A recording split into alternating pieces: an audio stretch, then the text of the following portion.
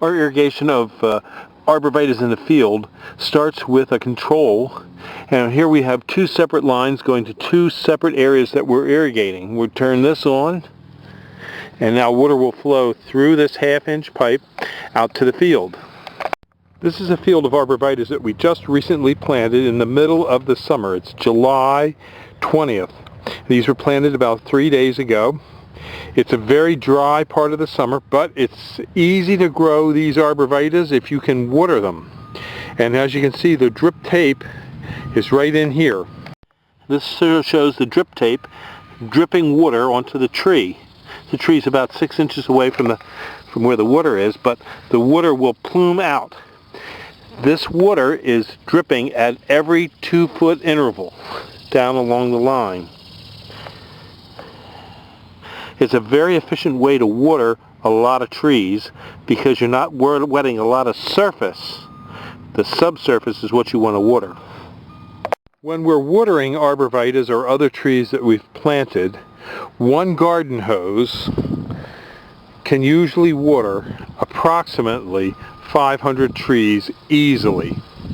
Now if we have more areas to water and we set up more garden hoses to more areas and then more drip tape, the pressure will drop, and as the pressure drops, you don't get as uniform a distribution of water over long periods.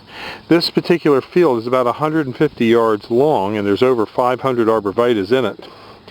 So you can see it does a very good job of watering. And we usually do 2 or 3 sections at a time from one well.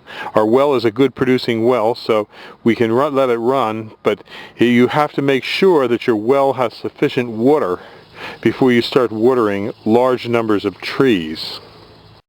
We usually let this drip tape work for about 8 hours.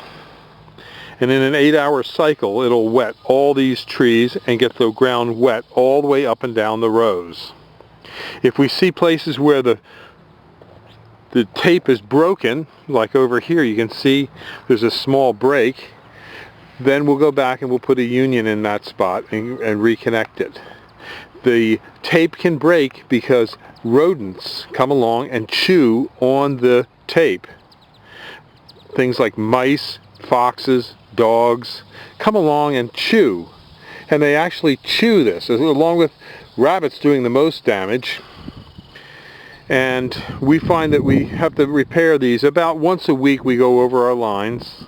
One small leak like this isn't too bad, but we usually correct them every now and then when we see a bad leak.